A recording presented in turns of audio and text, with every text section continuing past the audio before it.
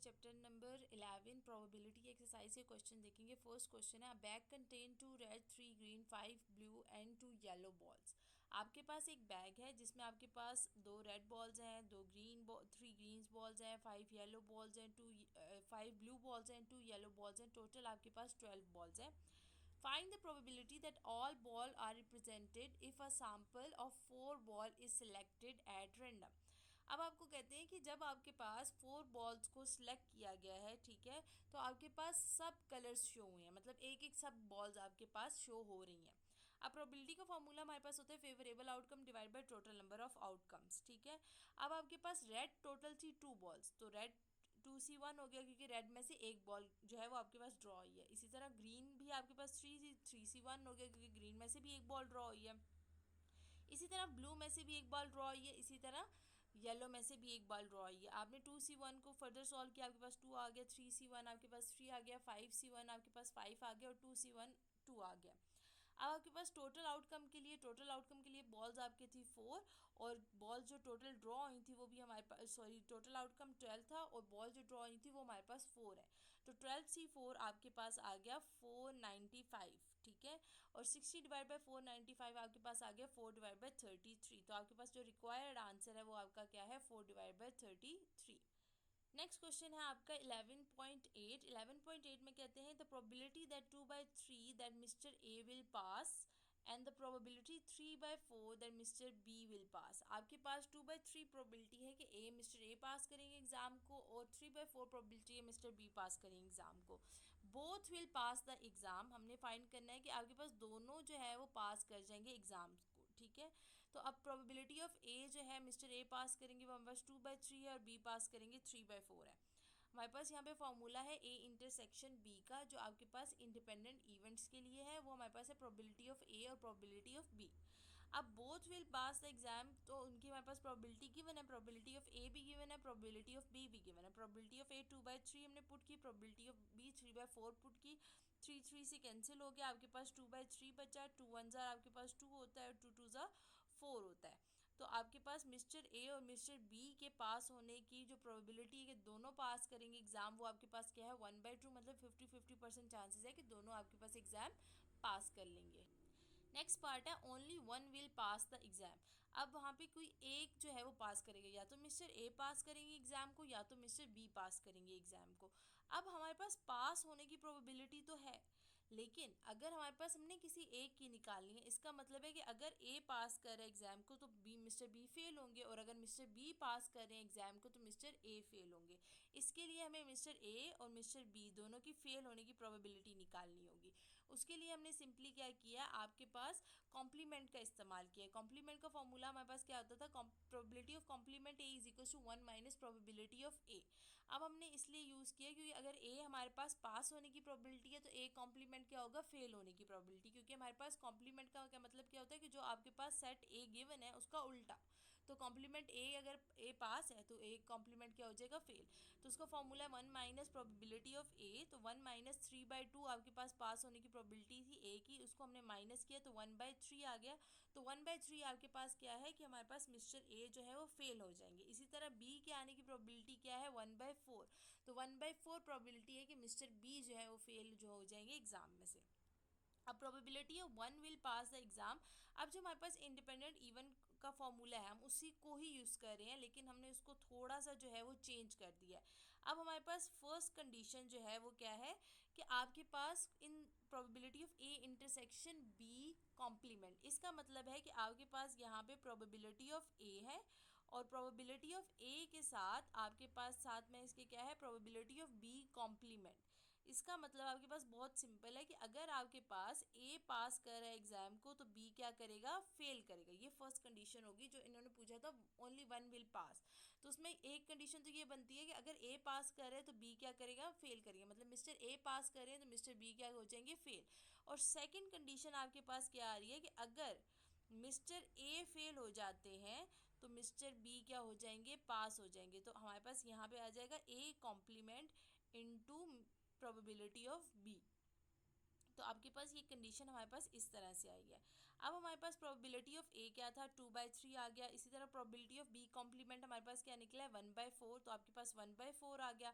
Probability of A complement हमारे पास क्या निकला है 1/3, तो आपके पास यहाँ पे 1/3 आ गया। और प्रोबेबिलिटी ऑफ बी हमारे पास क्या है 3/4, तो आपके पास 3/4 आ गया। जब ए पास होगा तो बी क्या, मिस्टर बी क्या हो जाएंगे, फेल हो जाएंगे। और जब मिस्टर बी पास होंगे, मिस्टर ए फेल होंगे, तो मिस्टर बी पास हो जाएंगे। इसको सॉल्व करेंगे तो आपके पास 2/3 आ जाएगा। और हमारे पास इस जो मिस्टर बी ए बी के पास होने की प्रोबेबिलिटी है उसको निकालेंगे, 3/12 आ जाएगा। तो रिक्वायर्ड आंसर आपका 5/12 आपका रिक्वायर्ड आंसर। थर्ड पार्ट में आपने फाइंड करना है somebody will pass the exam, मतलब कोई एक जो है वो पास करेगा इनमें से एग्जाम। अब somebody will pass the exam की प्रोबेबिलिटी निकालना थोड़ा मुश्किल है, इसलिए हम प्रोबेबिलिटी निकाल लेंगे कि nobody will pass the exam, कि उन दोनों में से कोई भी पास नहीं कर रहा एग्जाम। तो हमारे पास probability of nobody will pass the exam मतलब ए भी फेल हो गया मिस्टर, और मिस्टर बी भी आपके पास फेल हो गया। मिस्टर ए के फेल होने की प्रोबेबिलिटी क्या है 1/3, और मिस्टर बी के फेल होने की प्रोबेबिलिटी क्या है 1/4। तो nobody will pass the exam की प्रोबेबिलिटी आ जाएगी 1/12। सेम हम कॉम्प्लीमेंट का फॉर्मूला यहाँ पे यूज करेंगे। This probability of somebody will pass is equal to 1 minus nobody will pass. अब नोबडी विल पास की प्रोबेबिलिटी हमारे पास है 1/12, तो प्रोबेबिलिटी ऑफ समबडी विल पास क्या आ जाएगा 1 माइनस 1/12 इज इक्वल टू 11/12। तो समबडी विल पास की प्रोबेबिलिटी हमारे पास क्या आ गई 11/12। नेक्स्ट आपके पास हमारे पास पार्ट बी है, bag contain 5 white 7 black balls, ठीक है। और आपके पास 3 बॉल्स जो हैं वो आपके पास ड्रॉ है। What is the probability all are white. आपको कहते हैं कि क्या प्रोबेबिलिटी है जो आपके पास 3 बॉल्स ड्रॉ हुई हैं वो 3 की 3 ही बॉल्स आपके पास क्या है वाइट है। अब आपको पता है कि total number of white balls कितनी है हमारे पास 5 है, और ड्रॉ कितनी हुई है 3 हुई है। अब हमारे पास प्रोबेबिलिटी का जो फॉर्मूला होता है वो हमारे पास क्या होता है favourable outcome divide by total number of outcome. अब फेवरेबल आउटकम हमारे पास क्या है कि तमाम की तमाम क्या होनी चाहिए वाइट होनी चाहिए। टोटल वाइट है और सिलेक्ट 3 हुई है, तो आपके पास सिंपल क्या आ जाएगा 5C3।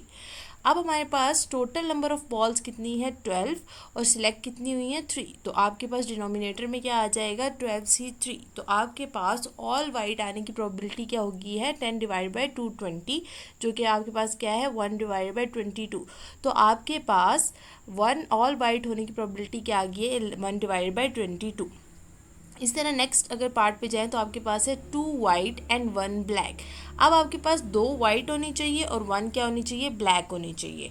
अब आपके पास टोटल वाइट बॉल्स कितनी है 5 में से आपके पास 2 क्या हो गई हैं वाइट, तो आपके पास आ गया 5C2। इसी तरह उन्होंने कहा हमारे पास 1 ब्लैक होनी चाहिए और total number of black balls कितनी है आपके पास 7, तो आपके पास यहाँ पे आ गया 7C1।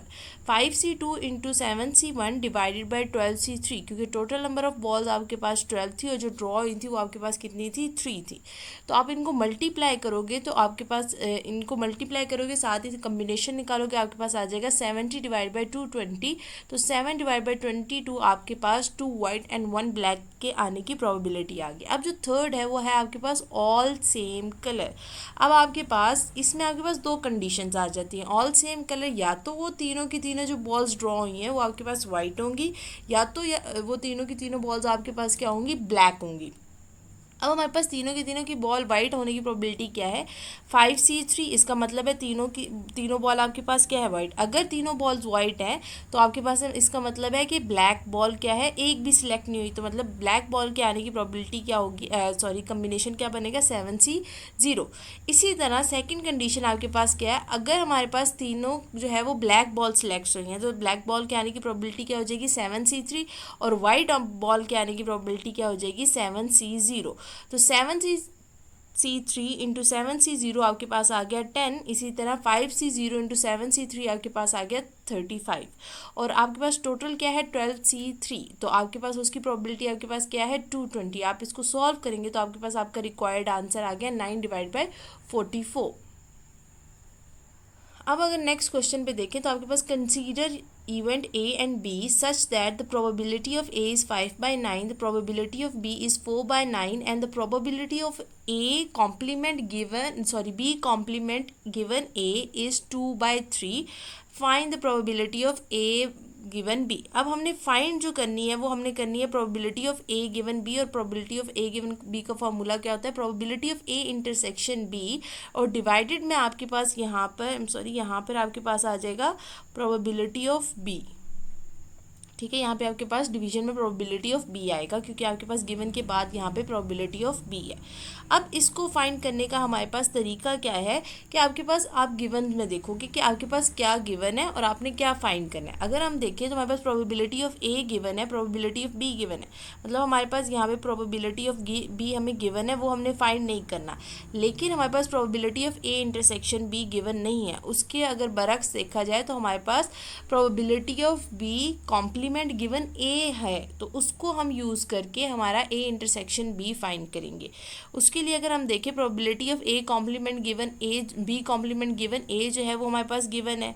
इसको अगर हम फॉर्मूला में डालें, ठीक है, ये हमारे पास जनरल फार्मूला है, ठीक है, इसके मद्देनज़र रखते हुए हम इस फार्मूला को बनाएं तो probability of A B complement आएगा, क्योंकि बी के ऊपर हमारे पास कॉम्प्लीमेंट है तो इंटरसेक्शन में बी के ऊपर क्या आ जाएगा, कॉम्प्लीमेंट आ जाएगा, डिवाइड बाय प्रोबेबिलिटी ऑफ ए, क्योंकि आपके पास गिवन के बाद यहाँ पे ए है तो यहाँ पे भी आपके पास प्रोबेबिलिटी ऑफ ए आ जाएगा।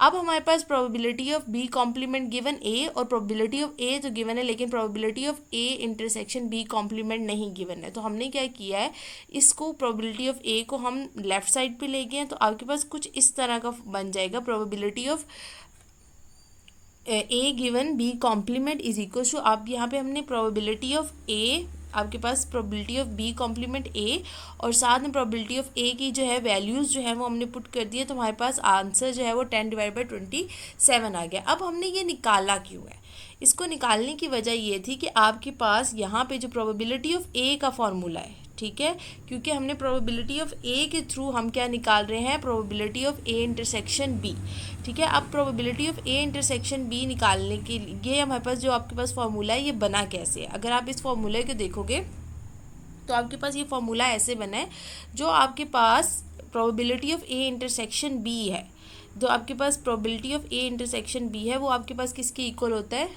वो आपके पास probability of A into probability of B plus probability of A into probability of, क्योंकि यहाँ पे बी के ऊपर यहाँ पे कॉम्प्लीमेंट है तो यहाँ पे बी के ऊपर कॉम्प्लीमेंट आएगा, ठीक है।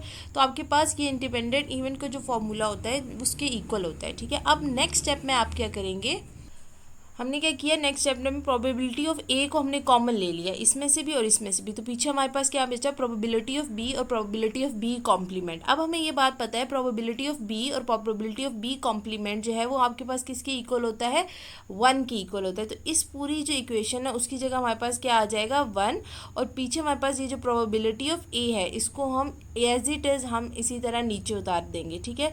तो प्रोबेबिलिटी ऑफ ए इंटू 1 आपके पास क्या आ जाएगा, प्रोबेबिलिटी ऑफ ए। तो आपके पास ये जो फॉर्मूला है कि आपके पास दोबारा से प्रोबेबिलिटी ऑफ ए के ही इक्वल आ जाता है, और हमने इस फॉर्मूले को इसलिए यूज़ किया है क्योंकि अगर आप लोग इस फॉर्मूले को गौर से देखें तो यहाँ पे probability of A intersection B complement भी मौजूद है और probability of A intersection B, और हमें इस फॉर्मूले को निकालने के लिए हमारे पास ए गिवन बी को निकालने के लिए probability of A intersection B हमें चाहिए था।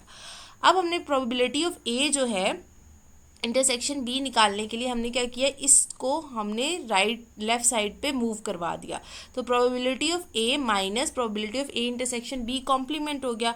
अब प्रोबेबिलिटी ऑफ ए हमें गिवन था 5/9, वो हमने पुट कर दिया। इसी तरह प्रोबेबिलिटी ऑफ हमारे पास probability of A intersection B complement भी हमारे पास गिवन था, वो हमारे पास था 10/27, उसको भी हमने डाल दिया। अब जब हमने इक्वेशन में ये डाला तो हमारे पास probability of A intersection B निकल आया है 5/27। अब हमने सिंपली इस जो हमारे पास इंटरसेक्शन निकला है हमने इसको इस फॉर्मूले में पुट कर दिया है, probability of A intersection B as it is आ गया, probability of A intersection B की जगह 5/27 आ गया, और प्रोबेबिलिटी ऑफ बी जो है वो हमारे पास क्वेश्चन में ऑलरेडी गिवन थी 5/29, जो कि हमारे पास आ गया, हमने पुट कर दिया, और इसको जब हमने सॉल्व किया तो हमारे पास रिक्वायर्ड आंसर हमारे पास क्या आ गया, 5/12। तो हमारे पास कंडीशनल प्रोबेबिलिटी के थ्रू हमने इस क्वेश्चन को सॉल्व किया। अभी इसी क्वेश्चन का पार्ट डी अगर हम देखें, अब आपके पास कहते हैं consider 2 event A and B such that probability of A complement is this, probability of B given A as this and probability of B given A complement is this, find B. अब हमने B find करना है। अब B find करना है same जिस तरह हमने ए को यूज़ किया था probability of A intersection B find करने के लिए, अब हम सेम तरीके से हम प्रोबेबिलिटी ऑफ बी फाइंड करेंगे। जिस तरह हमने ए को, ये जो है आपके पास बिल्कुल इसी तरह बी ए के बराबर था, ये बिल्कुल इसी तरह बी के बराबर भी है। अब probability of A intersection B भी हमारे पास नहीं given, probability of A intersection एक बी इंटरसेक्शन ए कॉम्प्लीमेंट भी नहीं गिवन, लेकिन हमारे पास बी गिवन ए गिवन है और हमारे पास B given A complement given. अब इसको यूज़ करके हम इनके इंटरसेक्शंस निकालेंगे। अब बी गिवन ए में जो है वो हमारे पास probability of B given A divide by probability of A. अब ए की बात करें वो भी हमें गिवन नहीं है, लेकिन हमारे पास ए जो है वो कॉम्प्लीमेंट गिवन है। अब ए कॉम्प्लीमेंट को यूज़ करके प्रोबेबिलिटी ऑफ ए फाइंड करेंगे। हमारे पास प्रोबेबिलिटी ऑफ ए आ जाएगी 2/3। अब जो हमारे पास प्रोबेबिलिटी ऑफ ए आ गई है, हम इसको यूज़ करके probability of B intersection A निकालेंगे। यहाँ पे हमने इसको लेफ्ट साइड पे ले जाएंगे। जब हम लेफ्ट साइड पे लेके जाएंगे तो आपके पास यहाँ पर probability of B intersection A बच जाएगा। अब probability of B divide by A का आपके पास क्वेश्चन में मौजूद थी वैल्यूज़ 3/5 और हमने प्रोबेबिलिटी ऑफ ए की निकाली 2/3। तो इसको हमने जब सॉल्व किया तो हमारे पास 5/2 आपकी रिक्वायर्ड प्रोबेबिलिटी आ गई। अब सेकंड हमारे पास probability of B A given complement given था, उसको हमने यूज़ किया। इसको भी सेम हम ले जाएंगे लेफ़्ट साइड पर, क्योंकि इन दोनों की वैल्यूज़ क्वेश्चन में हमें मौजूद है तो हमें इनमें से कुछ निकालने की ज़रूरत नहीं है। तो यहाँ पे हमारे पास क्या बच जाएगा, probability of B intersection A complement और आपके पास probability of B given A complement आपके पास क्वेश्चन में गिवन था 4/5 और इसी तरह आपके पास प्रोबेबिलिटी ऑफ ए कॉम्प्लीमेंट भी आपके पास गिवन था जो कि आपके पास था 1/3। आपने वैल्यूज़ पुट की, आपके पास 4/15 आंसर आ गया। अब हम क्या करेंगे, ये इस जो हमारे पास फार्मूला हमने बनाया था इस फार्मूले को यूज़ करके हम अपनी required probability of B find कर लेंगे। अब हमारे पास बी इंटरसेक्शन ए आपके पास क्या आ गया 5/2 और इसी तरह probability of B intersection A complement क्या आ गया 4/15। आप इसको जस्ट वैल्यू को पुट करेंगे और उनका एलसीएम लेंगे तो आपके पास जो रिक्वायर्ड आंसर है वो आपके पास आ जाएगा।